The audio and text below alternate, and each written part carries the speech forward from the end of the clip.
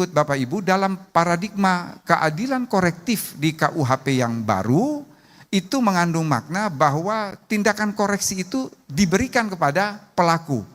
Koreksi itu pasti pelaku akan dikenakan sanksi.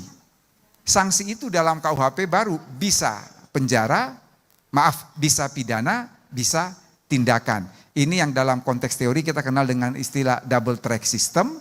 Artinya hakim boleh menjatuhkan pidana tanpa tindakan, boleh menjatuhkan tindakan tanpa pidana, tapi boleh juga menjatuhkan pidana bersama-sama dengan tindakan. Hal ini yang memang kita harus ada garis batas, ada pembeda dengan pidana tambahan.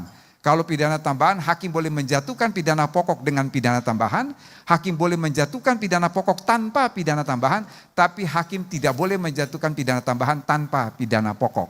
Jadi ini ada perbedaan prinsip antara tindakan dan pidana tambahan. Ini adalah memang paradigma yang berlaku universal, yang sudah tidak lagi mengedepankan penjara.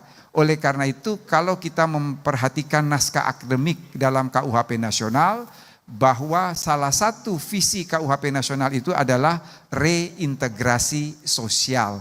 Artinya apa Bapak Ibu? Pelaku tindak pidana itu semaksimal mungkin berusaha untuk diperbaiki. Siapa yang memperbaiki dia? Baik aparat penegak hukum maupun masyarakat. Sehingga di dalam KUHP itu ada pasal yang menyatakan bahwa dalam menjatuhkan pidana, hakim wajib menerapkan ketentuan pidana yang lebih ringan. Kalau kita urut, maka yang paling berat adalah pidana penjara, yang kedua adalah pidana tutupan, yang ketiga pidana pengawasan, yang keempat pidana kerja sosial, yang kelima itu adalah pidana denda. Sebetulnya Bapak Ibu, ini saya sedikit bercerita, ada dua modifikasi pidana yang itu kita berdebat di antara tim ahli, apakah kita akan masukkan dalam KUHP ataukah tidak. Tetapi waktu itu kita sampai pada kesimpulan ada dua modifikasi pidana yang tidak kita masukkan di dalam di dalam KUHP karena menurut kita aparat kita belum siap, khususnya teman-teman di lembaga pemasyarakatan. Apa itu Bapak Ibu? Yaitu alternatif pemidanaan yang kita kenal dengan istilah semi detention dan alternatif pemidanaan yang kita kenal dengan istilah weekend detention. Ini pertama kali diperkenalkan di Portugal, kemudian diikuti oleh sebagian besar negara di Eropa Barat. Sebagai misal, kalau ada pidana di bawah ancaman pidana itu di bawah 3 tahun penjara misalnya, maka hakim menjatuhkan pidana penjara selama 6 bulan dengan semi detention. Apa maksudnya semi detention? Pelaku kejahatan itu dia masuk dalam penjara dari jam 6 sore sampai jam 6 pagi, dari jam 6 pagi sampai jam 6 sore dia melakukan aktivitas seperti biasa. Ini untuk mencegah stigmatisasi.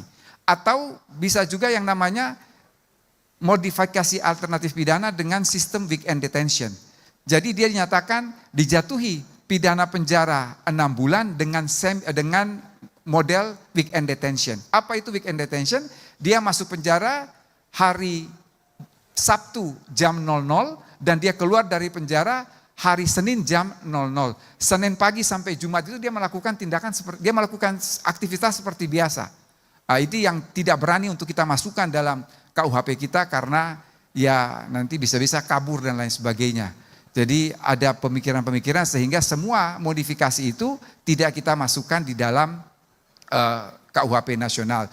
Intinya Bapak Ibu bahwa mengapa kita lebih mengedepankan non penjara dan lebih mengutamakan juga tindakan. Satu adalah untuk mencegah stigmatisasi terhadap pelaku tindak pidana. Karena Bapak Ibu mengapa sering terjadi orang masuk keluar penjara, ini yang salah masyarakat kita juga. Bapak Ibu saya yakin tahu persis, begitu seseorang dia selesai menjalani hukuman, katakanlah dia melakukan pencurian atau dia melakukan penipuan, begitu kembali ke masyarakat itu menjadi bahan cibiran. Jangan dekat orang itu, dia bekas penipu, dia bekas pencuri, itu sampai mati stigma itu ada di dalam benak dia. Jadi yang membuat pelaku kejahatan itu kembali mengulangi perbuatannya sebetulnya itu adalah ya ada partisipasi dari masyarakat yang sudah memberikan stigma bahwa dia tidak akan pernah lagi berubah. Padahal kan tidak demikian. Ini yang mengapa menjadi pola pikir dalam pembentukan KUHP nasional dan ini kemudian ada ketentuan-ketentuan yang menghindari pidana penjara.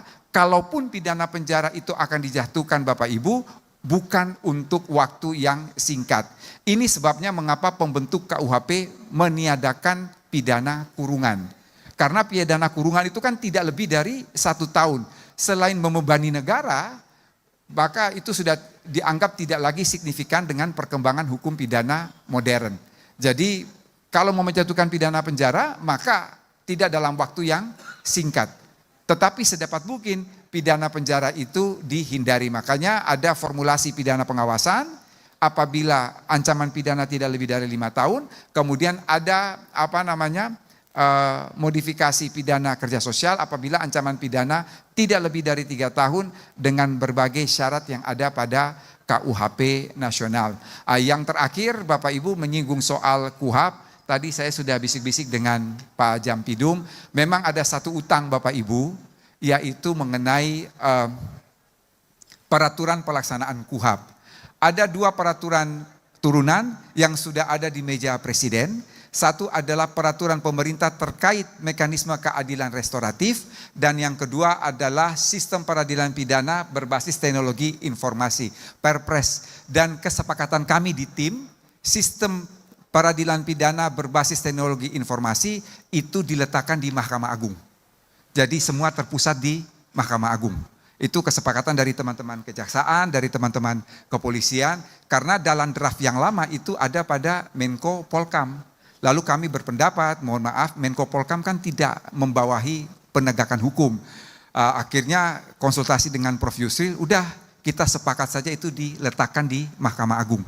Jadi bisa mengontrol lebih meluas dari semua aparat penegak hukum dengan sistem peradilan berbasis teknologi informasi. Jadi Bapak Ibu, kita masih punya satu tunggakan, yaitu tunggakan mengenai peraturan pelaksanaan KUHP. Tadi Pak Asep sudah minta sesudah tanggal 6 Mei kita akan buru karena jumlah pasalnya lumayan Pak, ada 251 pasal. Tapi Bapak Ibu yakinlah pembuatan itu melibatkan teman-teman dari Mahkamah Agung, asistennya Pak Prim itu paling rajin Pak, dan memberikan masukan yang sangat signifikan, dan saya kira itu tidak akan ada masalah bagi hakim karena banyak sekali peraturan Mahkamah Agung yang kita adopsi di dalam peraturan pemerintah itu. Untuk pelaksanaan KUHP, demikian juga peraturan Jaksa Agung maupun peraturan Kapolri yang kita adopsi di dalam peraturan pemerintah. Jadi Bapak Ibu, ke depan saya kira KUHP, KUHP maupun Undang-Undang Penyesuaian Pidana ini sudah jauh lebih baik, dan KUHP itu sudah memberikan menitik beratkan juga pada perlindungan HAM. Saya mau sedikit cerita sebagai penutup. Ketika saya ditunjuk sebagai ketua tim pemerintah untuk pembahasan KUHP, saya diperintahkan oleh Pak Menteri Hukum untuk bertemulah terlebih dahulu dengan para petinggi. Yang pertama saya datangi adalah Pak Ketua Mahkamah Agung, didampingi Pak Yanto dan Pak Prim. Saya ingat Pak, ada 2 permintaan Bapak waktu itu. Waktu itu Bapak hanya mengatakan, tolong memberikan perlindungan terhadap HAM. Dan itu mengapa sampai banyak pasal di dalam KUHP itu ada perlindungan hak tersangka, terdakwa, korban, saksi, penyandang disabilitas, perempuan, anak, orang lanjut usia, termasuk kelompok rentan, ibu hamil dan anak dan orang sakit. Ini pesan dari Pak Ketua Mahkamah Agung yang saya ingat betul, beliau tekankan untuk perlindungan HAM sehingga penyitaan ada batas waktu, kalau tidak sesuai kan harus dikembalikan dalam jangka waktu sekian hari. Ini pesan dari beliau. Dan yang kedua waktu itu beliau katakan jangan sampai membebani Mahkamah Agung dengan beban perkara yang begitu banyak. Karena itu ada yang tegas mana yang boleh dimintakan kasasi di Mahkamah Agung. Jadi kalau ancaman pidana tidak lebih dari 5 tahun, berhentinya pada pengadilan tinggi. Jadi di mana-mana itu kan Bapak Ibu jalannya perkara itu kan selalu ibarat kerucut. Semakin ke atas, semakin sedikit. Kecuali di negara kita tercinta, jalannya perkara itu ibarat pipa paralon. Jadi yang dari pengadilan negeri itu lurus-lurus ke atas, ke Mahkamah Agung, sampai 38.000. Tapi itu juga ya Bapak Ibu tahu persis siapa yang suka memprovokasi itu. Seakan-akan yang namanya peninjauan kembali itu adalah peradilan tingkat 4.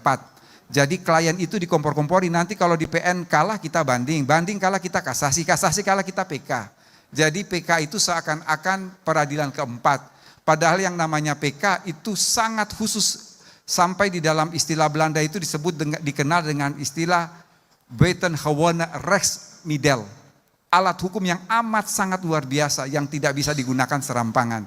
Ini yang kemudian coba kita batasi sehingga betul-betul ada saring perkara sampai ke Mahkamah Agung, itu jangan terjadi beban perkara.